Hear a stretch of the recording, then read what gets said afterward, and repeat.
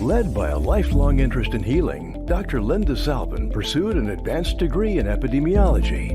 Then, after dramatic near-death experiences, Dr. Linda saw the other side and returned with gifts of insight, visions, and revealed wisdom. Now those gifts are ongoing, and she's here to share them with you. Get ready to be amazed. It's time for Dr. Linda Salvin's Psychic Solutions podcast with America's original radio psychic, Dr. Linda Salvin, offering up her always fascinating blend of psychic psychology, clairvoyant insights, and expert guests and alternative healing methods. So pull up a chair and get ready for a visit with the one and only Dr. Linda. And now, live from Los Angeles, ladies and gentlemen, Dr. Linda Salvin. Welcome back. I am Dr. Linda. I'm a psychic, a healer, a medium. I'm your host every Tuesday, Wednesday, and Thursday right here in Psychic Solutions Podcast. I do interviews, and when there's a lot of people, I'll do psychic readings. I've been doing radio over 30 years. How did I get started in radio? Well, I had my friend Fred Missman on several months ago. He's now retired from the radio industry, but he was on because he's also interested in astrology. So we had him on for that. But the man who's coming on today is one of his best friends who I met when I met Fred 30 plus years ago. And his name is Don Avila. Don's going to come on, and Don wrote a book. Don wrote a book called On Life. And what this is a compilation of 14 stories where he interviewed men of different ages, different careers, different cultures, and did an anthology on these people. One of them happens to have been my father, who he interviewed back in 2008. Here it is, 2024. The book is available on Amazon and Barnes & Noble. It's called On Life, the life stories and insights on living. Let's bring Don on. Welcome him to the show. I've known Don. Hi, Don. Hi, how are you? Hear me? There you are. There you are. I'm good. Thanks for joining me today. No, I can hear you fine. Okay, you're just kind of Yes, muffled thanks for again. having me. Sure. Well, thanks for having me. You're welcome. I've been looking forward to it because, of course, I've known your best friend, one of your best friends, for 30 plus years, and we all have birthdays around the same time. Dawn's a Capricorn, I'm a Capricorn. Then Fred's birthday comes in 2 weeks later after mine as an Aquarian, and we had been known through the years to celebrate Don's birthday, my birthday, Fred's birthday, or we all have a gathering or whatnot. But Don has a really interesting story, like everybody, originally from the Fresno area up in Central California. Why don't you give a background, college, how you and Fred met, what you studied, how you ended up in the movie or TV industry, and your interests, and then we're going to get into the book. Oh, okay. Well, I grew up in a small farming town, Hanford, California. It's about 40 miles outside of Fresno, which is the big city. So, the population was about 17,000 when I lived there, and it's now about 60,000. So it's, I met Fred when I was going to Fresno State.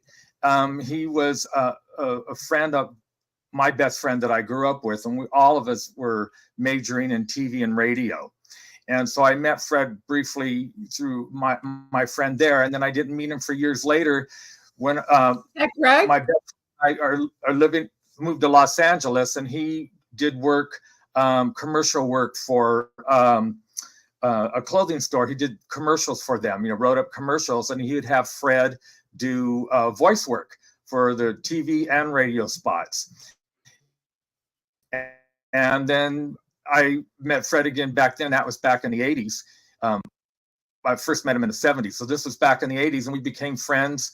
And, it's been over 30 years. And, I'm real close with him and his family and everything. So it's like a little small circle of friends from a small town. Fred went to Fresno for a while. That's, he tried Fresno State, and that's how we all met. Right. So Fred, worked at all these radio stations. My friend and I did, I've worked at the TV stations, KTLA, KCOP, and NBC, and I've done a little bit in advertising and cable radio.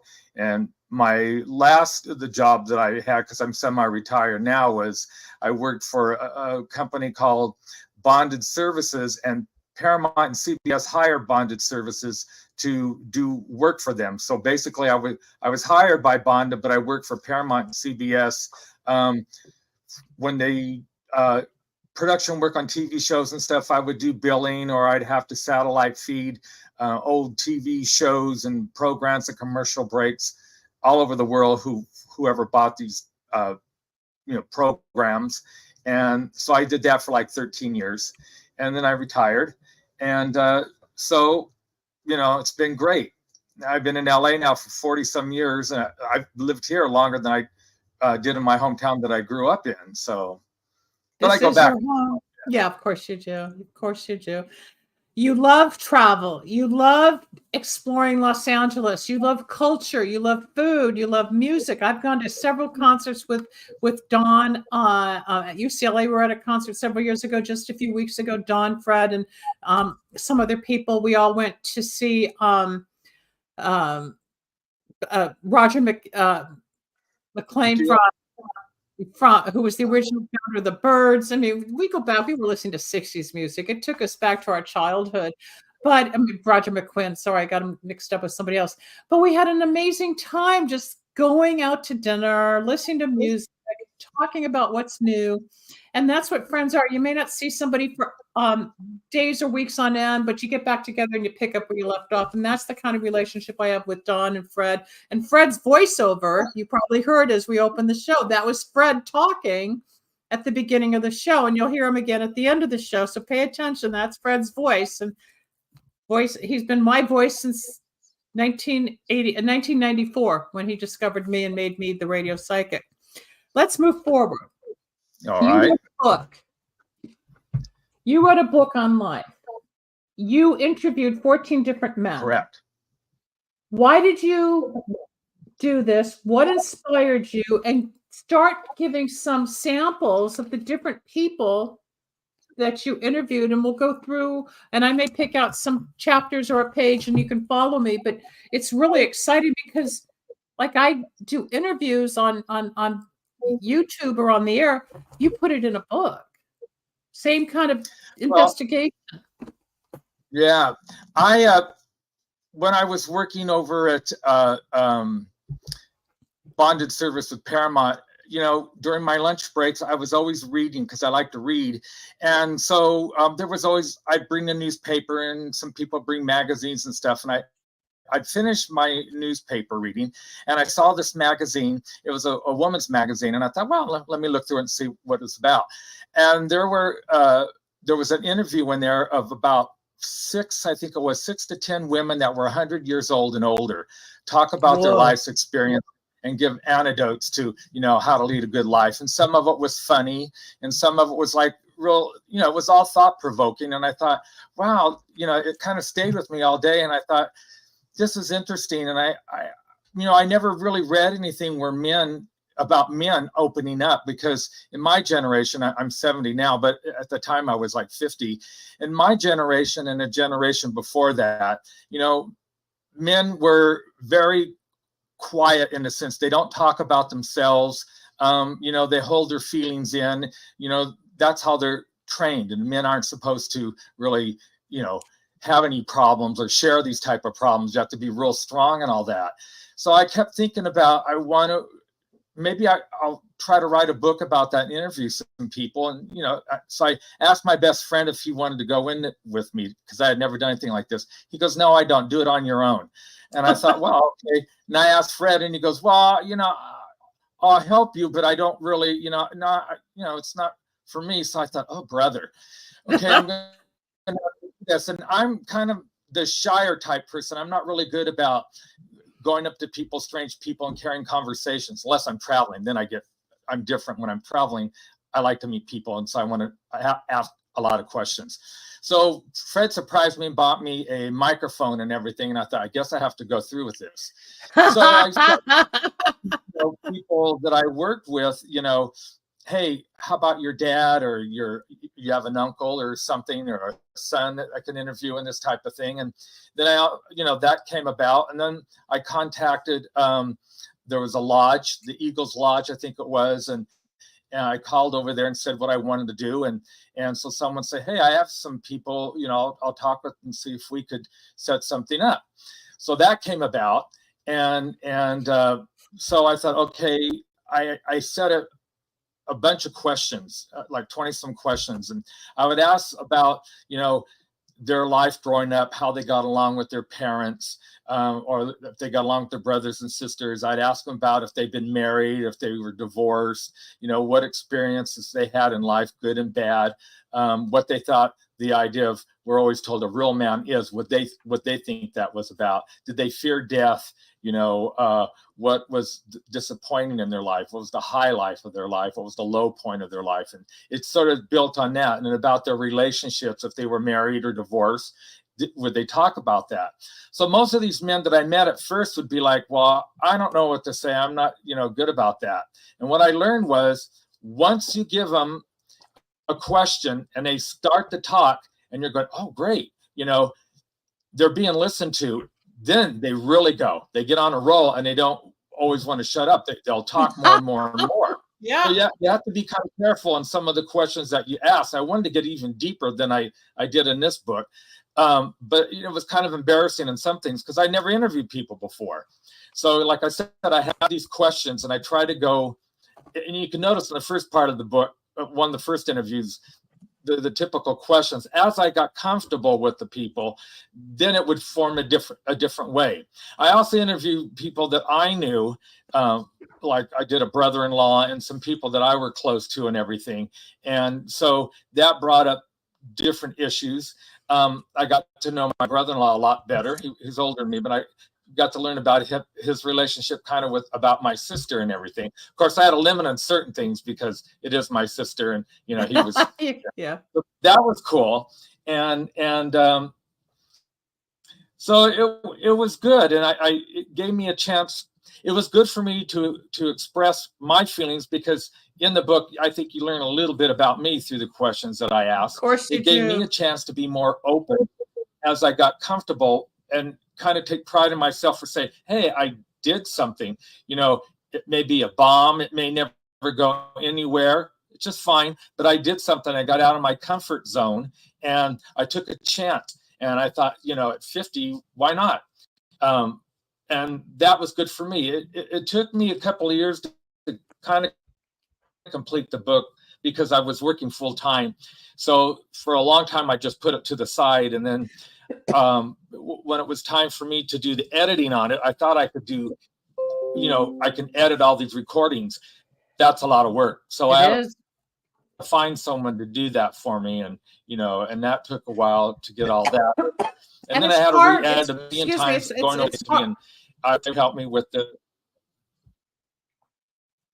It's hard to edit your own. It is. It's hard to edit because you don't even see now, the errors.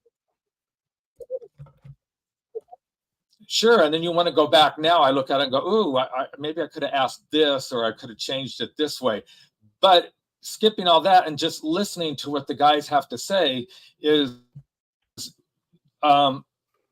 looking at it now, I was reading some of it last night because I haven't looked at it in a long, long time.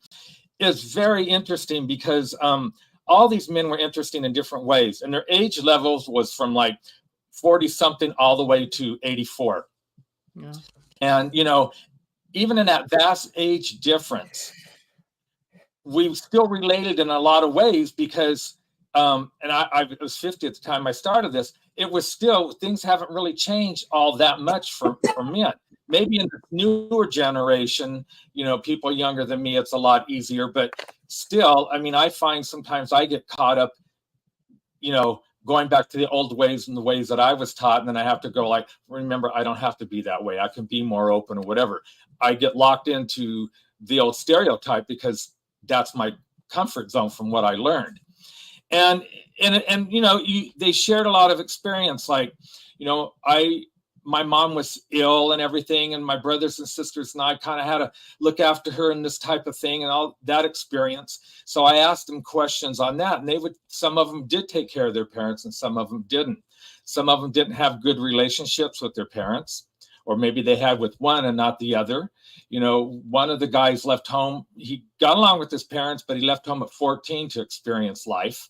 And, wow. He worked in a prison and everything. And so what he learned from that, he was married a couple of times, and, he shared what happened in how his relationship ended and the lessons that he learned. There was another guy who he was in his 70s. He was on his third or fourth wife, and she was, 20 some years younger than him. But he talked positive about all his ex-wives and how he handled that. And, you just learn different things from different people. And there was one guy who married an Asian woman, and even though they were younger than me, he said the lessons that he had to learn on maybe on the marriage part at first that was hard on the relationship was because the wife was doing the old standard way of her parents. You're walking down the street and he thinks he's walking with her, and turned around and he's talking and she's 2 feet behind him.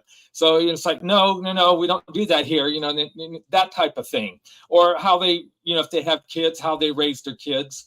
Did they raise their kids, from the way their parents raised them? One is a minister. Some were gay. One was two were in relationships, gay relationships for years. And so I had asked questions like, how do you think that's different from the way you were raised, and how it was for you coming up gay and different things like that. So it was just a variety of men, and it was nice because they, as I tried to get harder on the questions, they were real honest about their feelings and what they had, to say. And I thought a lot of times, they're going to not share as much. They're going to shut down. But like I said, once they got the opportunity and it started to come out, they trusted you and they opened up to you, and you got more than you bargained for. Yeah. That made them feel good that, hey, here I have something to say. I'm important, so that's what I liked about it. And the idea of the book also was supposed to be for younger guys to get an idea of what it's like when you're 20, 30, 40, 50, 60, your life changes throughout all these years. Well, that's how it was supposed to start. You can get some of that information through here, but basically it's all these men just saying, this is my experience and the life that I led and what I've learned from it. And so it was fun. It was fun on that, and I'm glad I did it. So I love the book. Let me just show people again. What this is? I'm Dr. Linda, and we're talking to Don Avila, who's my guest today. He wrote a book called On Life, where he interviews 14 men on different levels of their lives and has extensive questionnaires, which my background's epidemiology, which was all about creating questionnaires and social activities and getting to know answers to collect for research. You did your own research and put it all together. You have topics here. How do you think your relationship compares to a straight relationship? So I just opened up a page on 93, and this was somebody who was gay. Obviously, so there's no difference. Less so as we get older, as gay people are getting more accepted, as well as gay relationships are getting more accepted in society. So it talks about society. We go over here. You ask a man if he took steps to help care for his parents, like you just mentioned. He said yes, many years ago, and he lost both. Then you asked somebody about being worried, and he said that old Hamilton school building is in a very rough neighborhood nowadays. So somebody's talking about their past and going to school. You asked a question about whether or not they were an only child, and he talked about their siblings. We talk about marriage. I think it's wonderful, but I'm going to tout my father for a moment, since I understand this chapter and I know a little bit about my dad's history. But you got details out on my father I didn't even know, Don. So that's he had an exciting life. I mean, he's led a real exciting life and everything. Well, he dropped out of college and joined the Merchant Marines at 17. And then built a big business. And, he was a Merchant Marine, came back, married my mom. But there's one piece in here, if you don't mind me shifting the topic for a moment, because of what's going on. I'll let you read that. That's a good one. Well, which part, about joining the Merchant Marines? Well, no, I thought you were going to do the one on anti-Semitism. Yeah, I'm looking for it. I think it's page 191. Oh, 191. As we know, this is May of 2024, and since October, there's been a lot of problems with Israel and the Gaza and what's going on with the Palestinians and the marches and the protests. And the bottom line is there's anti-Semitism in the world. You're Portuguese. I'm sure there's some type of Portuguese or Guian. Is it Portuguese or Portuguese? I don't even know. It's Portuguese. Okay, but I'm sure there's pros and cons in every nationality, every religion. Somebody's against somebody, somebody's in favor. But as a Jew, growing up with anti-Semitism, listening to the stories of my grandmother's family being killed in the camps, it's touchy. And then when I found the book, I couldn't find the book for the last month. I said, Don, you're on the show, but I can't find the book. And then I found it just like moments before the show, of course, because God led me to it.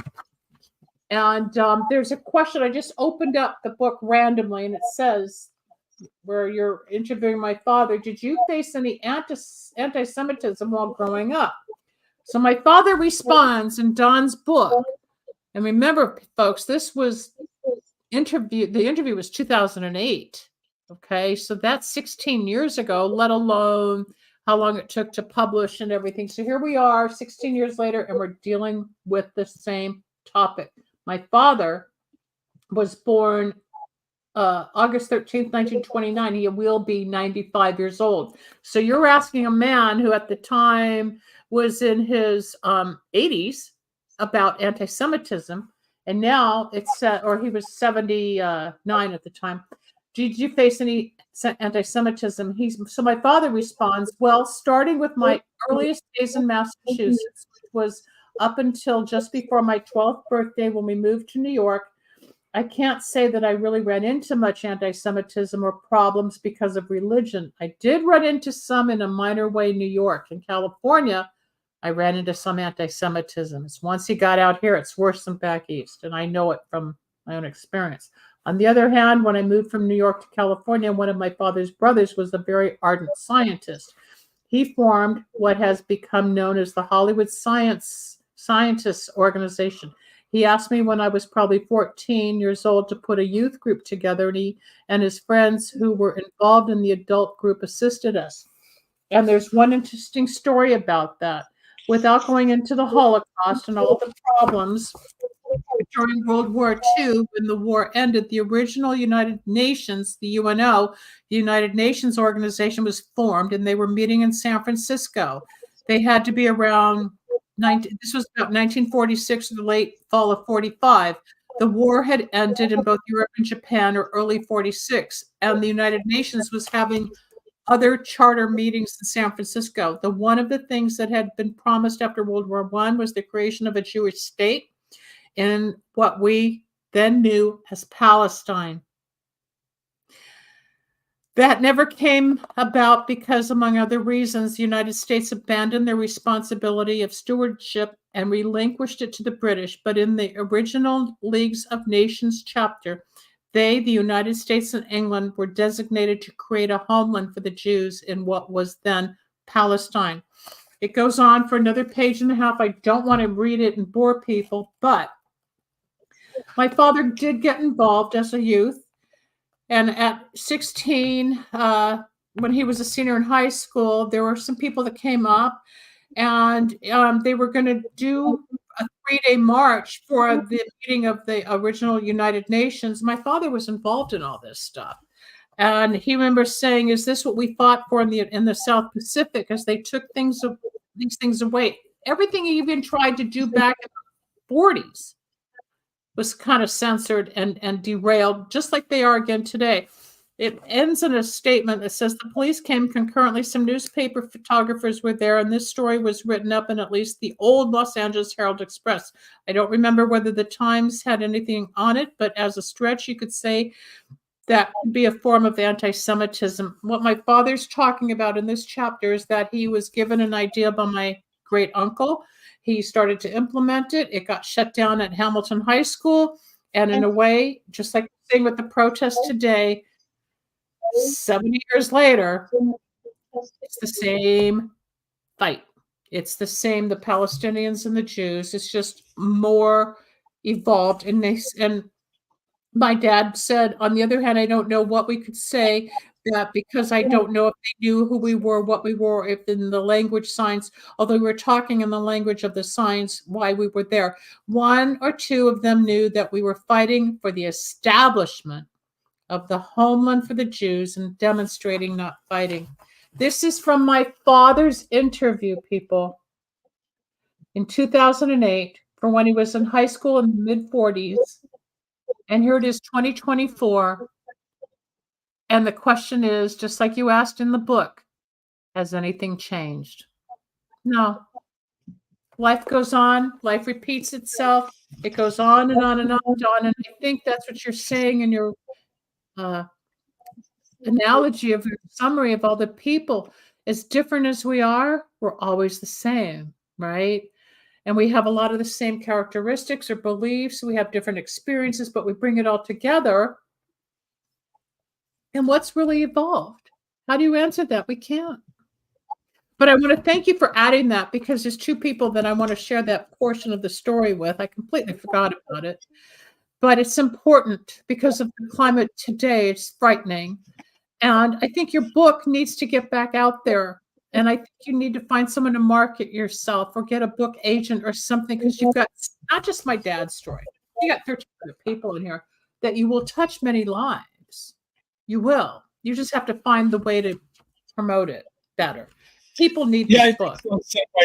Because, I asked them if they have any fears, and I asked them, it was a big thing on death, in a sense that I brought up, do they fear death as well? Because, I'd gone through a lot of family members dying in my life, starting with my mom. And there was just a period for like 5 or 6 years after that. My family was just being wiped out. My nephew, my mom, all these things. And because I'm from a very large family, so you see a lot of that. And so, that's always been kind of a fear for me. It's like, gee, and you don't really think about death that much when you're younger, but when you get into our age bracket, you start thinking about your mortality. And for me, I think when my mom died, my dad had died when I was a lot younger. So when my mom died, all of a sudden, I was 50, and it was like, I felt like an adult orphan or something, because that was the center of our family, the main center, and that was gone. And so I already had lost a brother and a sister, but I just felt different. I was the baby of the group, so I felt a lot different. I felt, that I just existed. And so I wondered, how do other, through these guys, have you dealt with something like that? How do you feel when you lose a friend or a loved one or someone that dies? It's the most painful, they would talk about horrible. That, and I asked them about what their fear in life was about. Like, yeah, it's painful, but it's life difficult. goes on. It does go on, but goes on. There's the process of grief that takes a long time. Yes, I felt abandoned when my mom died. I had that same feeling of, who am I? I want to die. I don't want to live. How am I going to go on? Why am I here? Why did she die? Why this kind of pain? What's going to happen? We all have that loss, whether it's a goldfish or a human being. When we lose something we love, especially a parent or a dear loved one, there's shock. And yes, we get through it. We never forget. But it changes us. It makes us stronger. Some people get so depressed they can't function. But it's interesting. I remember when you lost your mom. Sure. Yeah, that was like 2000. That was 2004. That's a lot of years. So sometimes it seems like it was yesterday, and other times it's like, man, it's been a lot of years. Yeah, it's 20. Yeah, 20 years. That's what I enjoyed about this. And there was one other older guy that I talked about. He was real close to his brother, and he was in this. When I interviewed him, he was already in the 70s. Brother had died, and they were in business together, and he had died years ago. And even when he was talking about it, he started crying in front of me, and I was like, whoa, okay. So he was sharing those emotions and stuff. So for me, it's interesting to see all these men show some kind of emotion, that they're getting their feelings out and listening to that, because like I said, in my generation before, men didn't show that type of emotion at all. They really didn't. It was always hidden in the inside. And I think that's why a lot of times I think relationships with men and women, or men and men, whatever, that doesn't always work, because there's that lack of communication. Because women, it's easy for a lot of women, maybe not all, they'll come out and they talk about things and they get their emotions, their feelings out. And men can't do that, because they're told, you're a crybaby. That's not what a real man does, and that type of thing. And so the men kind of suffers, in the inside, and that creates a lot of problems in their life. And wait, the hold on, relationships Don, slow down. Yeah, Slow down. I'm listening. Were you raised that way to not express yourself? Were you raised that way? In a way, yeah, kind of. My Be dad the died when guy, I was be the young. man. Yeah, and I had older brothers, but I'm the youngest of 8. So the next sibling above me is almost 12 years older, and then they go older than that. So the men in my family were coming from a small town and a farm town and everything. They're raised different, The men are expected to be a different way, that type of thing. They were born in their 40s and in the 1930s and that type of thing. And I came along, in the 50s. And so my period was more the 60s and everything. So it's a different background for me, trying to combine both of those together. I want to be this liberated person because I'm in the 60s, but then again, I'm seeing the challenges you have with your brothers and sisters. They're a lot older and they see things differently. So there was that issue growing up for me. So that's what's nice hearing from these other guys, that they're not that far off, or they had different, totally maybe experiences I didn't have that, I'm glad I didn't have to go through.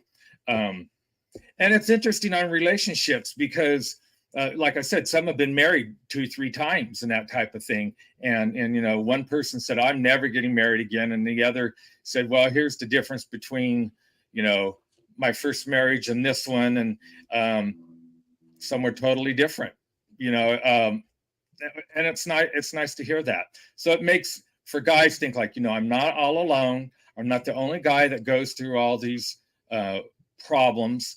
I'm not the only one that doesn't share or whatever. I have to do some changing on my part if I want something, positive to happen, that type of thing. And that's good to see. That's what I like about the book, is they get a chance to tell about their wrongs or rights or whatever, and still be strong in the feelings that they have, but they learned a lot.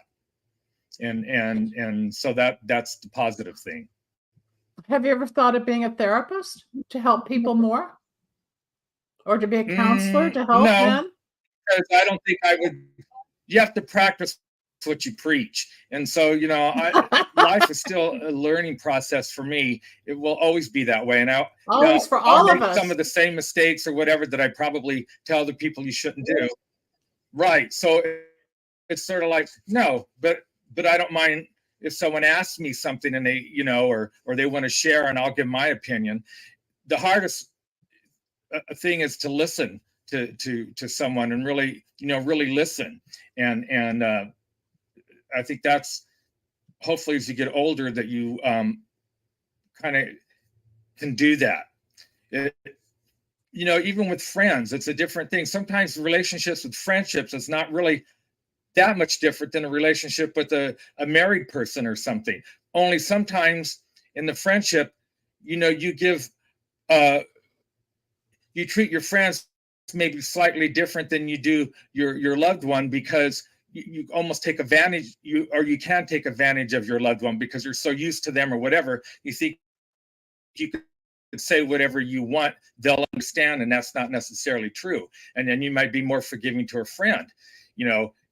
Those are things that I think both men and women have to look at.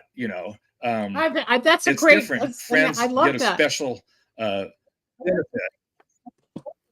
right? And it's not always the right way to do it.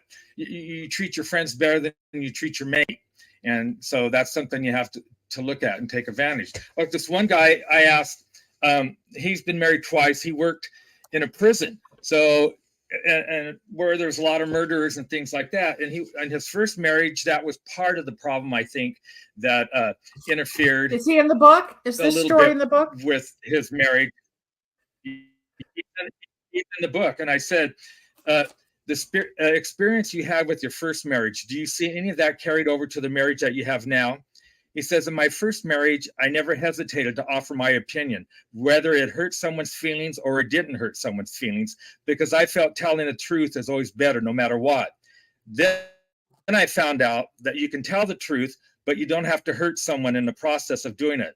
So that's probably what shut down our communication in the first marriage, because I was always in this type of environment where I always making sure people weren't playing games with me.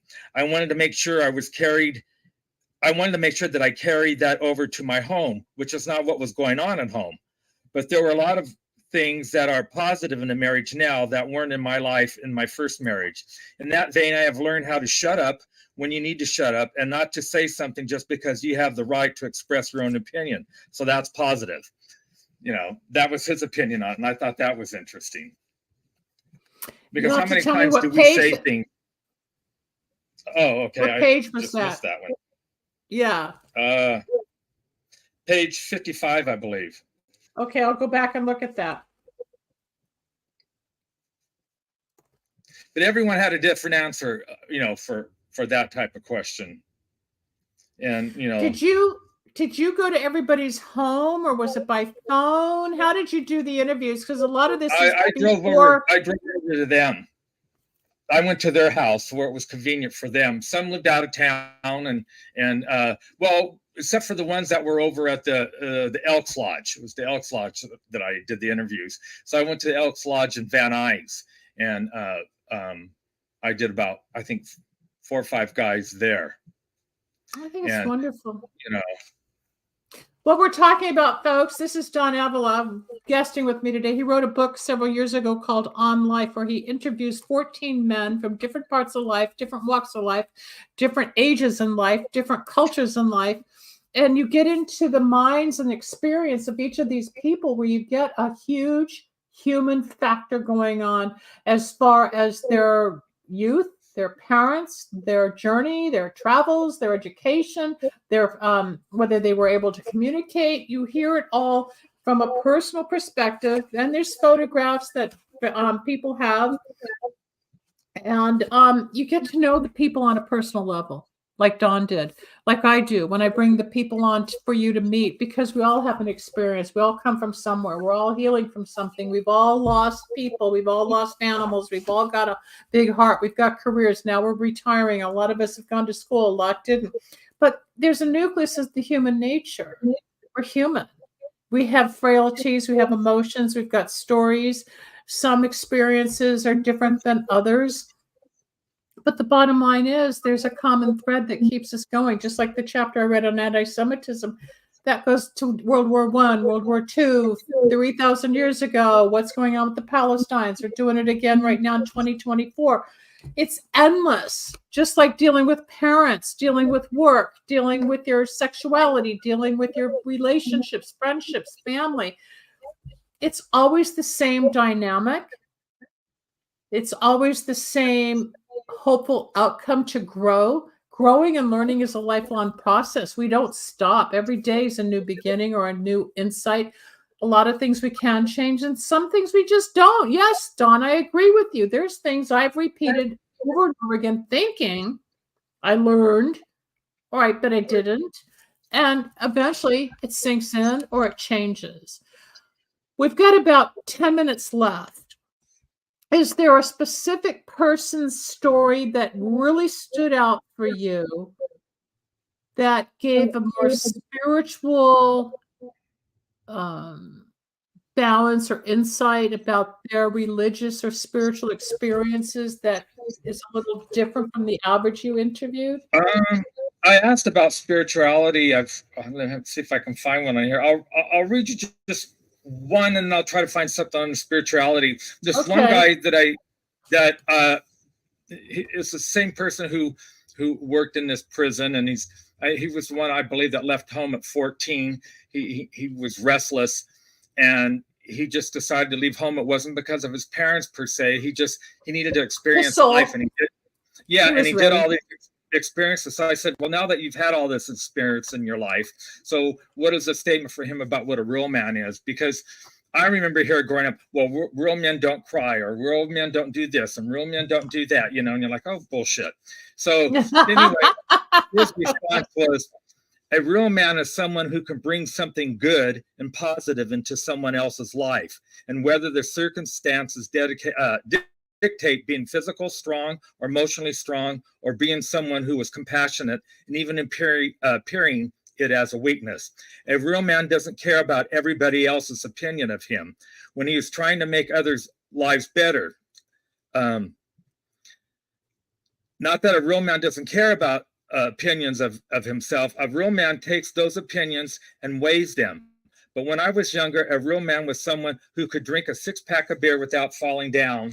But that's not what a real man is. No. It's what a drunk is. So a real man realizes his problem, faces his problems, sees others who have problems, and tries to help them with their problems, and doesn't shy away with helping them with their problems. He isn't afraid to show emotion if it helps. Sometimes a real man has just got to stand up and say, no, it's just the way it is. I thought that was kind of interesting. I think that's brilliant. That's a great way to start wrapping up the show, because that person says it all. I'm going to go back and reread this. It's been years since I've read the book, and it's going to be wonderful to reread it. And if people want to get a hold of the book, it's on Amazon and Barnes and Noble, or do you have a website, or how can they find you, Don? It's on Amazon. You can get it on Amazon, and you can get it as ebook, or you can get it as a Kindle, or you can get it as the, it's not a hardback, it's a softback, and you can get it either way. And it's there. You can just put my name in, and the book should pop up if you put it under books. But it's One Life, life stories and insights on living. 14 men share their journey. Here's what the book looks like, people. I was looking for a green book, and I forgot it was aqua on the side. Here's all about Don in the book and the stories. They're true stories that these men share, came laced with lessons learned through experience, hardship, love, life, and adventure that can be applied in the life of anyone seeking to find a more successful way to navigate their own journey through life. It's a spiritual journey. We're all on an emotional, spiritual journey. The beautiful part is, and I'm getting chills as I qualify this, you helped someone else open up. You helped somebody trust to tell their story. You helped inspire them. They inspired you, and you're inspiring us by putting it all together. That's a great feat, Don. Now we just got to figure out to get it out there even more, so more and more people know that it's available. I want to thank you for taking the time to join me. Rebel, do you want to come on and talk about this amazing storybook that Don has written? And it's quite, you would love reading this, Rebel, because I know how much human nature means to you. But this is Don, who I met through Fred, who you've met on the show. And we go back over 30 years, as I said. And I remember when he was creating the book. And each story is the same but different. And that's the beauty, like everybody's life. We're all the same, but we're different. We've all got something to say. Obviously, I'm anti war and protest, and I want peace. So the part about trying to bring peace, again, thank you for putting that in the book. I'll go through other chapters. Rebel, what would you like to say to Don before we sign off here? Don, I want to thank you for writing that book. It seems so amazing.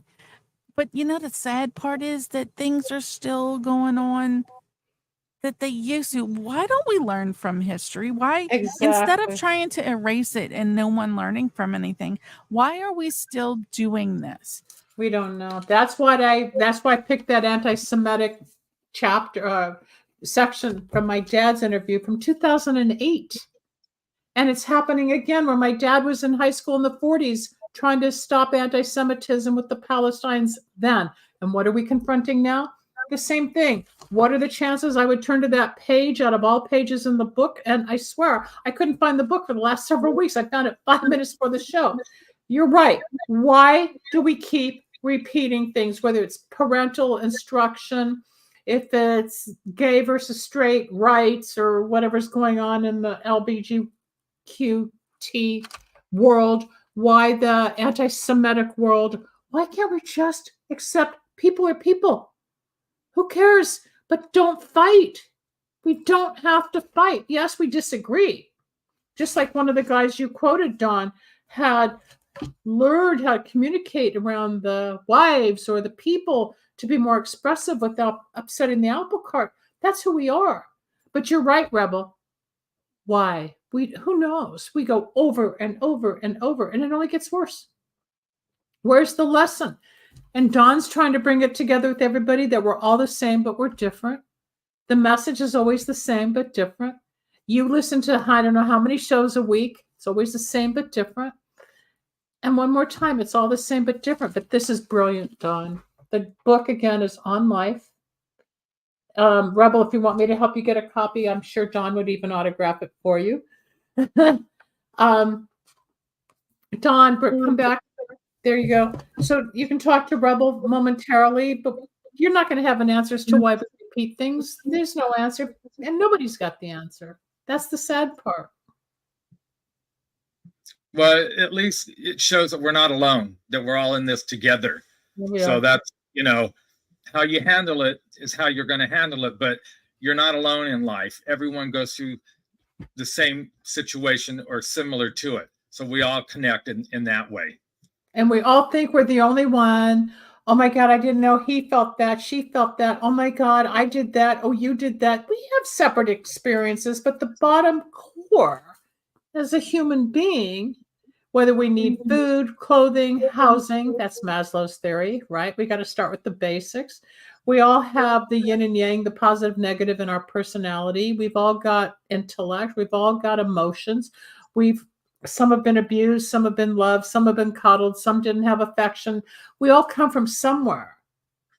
And the people, the men who are in politics, who are trying to be anti-women, well, they came from the female body. It makes no sense to me as to why they're so anti-female.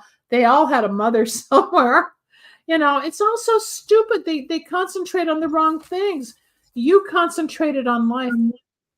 You concentrated on life, all the different aspects without judgment. You gave people comfort. And then it's now in the book for people to experience your beautiful writing and your stories and your effort. And Rebel's got a great question with all that we've gone through. And you had, 4 or 5 different generations in your family, plus the people you interviewed. Have we really evolved? That's the question. Have we really changed? I don't think you found a lot of super growth, did you, with all of this, Don? In a way, yes, because like I said, even interviewing like my brother-in-law and stuff like that, I learned more things, and I thought, gee, I never thought that person thought this way, or and that was important to me. Or someone that went through some hardships, and I would think, gee, I thought I had it bad or whatever. Yeah. I even interviewed the minister of the church that I go to and everything, and he shared a lot on his life and his feelings on things, and I thought that was really cool. And he was young, a little bit younger than me, but he was real up on things, and I like that, and that was good for me to hear as well. It's nice. It made me feel that I'm not alone. No, you're not alone. Rebel's not alone, even though she's in Louisiana and you and I are here in California. But Rebel's still not alone. We keep her included in the loop. And she's studying law, and she's got people who can't stand what she does and other people that favor what she does, just like people love what you do and favor what you do. And some people are against you, just like they favor me or they're against me. It's all the yin and yang. But the bottom line is there's a spiritual thread that holds us all together. And you proved, even as we open people up and we hear their story, we learn more about their minds, their bodies, their experiences. It gives each other strength and hope for the next person. And you're right, we're never alone. And when people say they're really alone, I say, well, break up the word alone to all one, which is all one with God. We're never alone. We have a spiritual connection. Don Avila, I want to thank you for joining me on the show today. We're talking about his book, One Life. Amazon, Barnes & Noble, it's all out there. People, please get this, and it's going to inspire you as it did me, and his own journey in writing it. Thank you, Don. I'll see you backstage. Thank you for joining us, Rebel. Thank you for giving me a couple of words here, but you're right. Why don't we learn? Why don't we learn? I mean, what are the chances I'd open up a page to anti-Semitism when we're going through it again in 2024? I couldn't even find the book. I forgot about that chapter. I mean, there's no accidents in anything. You see it every day in work. You see it with all the different show hosts. You see it in politics. You're going to see it in law. I want to hear about your friend's jail journey. You can talk to me after. Still? We'll talk about that after the show. I'm Dr. Linda Salvin. This is Psychic Solutions Podcast. I will be back next Tuesday, Wednesday, and Thursday with new guests, and we'll talk about whatever we're going to talk about with those people when you come back to join us on Psychic Solutions. Have a wonderful weekend, everybody. Please subscribe to my YouTube channel. Please tell other people about the show, and let me know what you think. Talk to you soon. Bye-bye.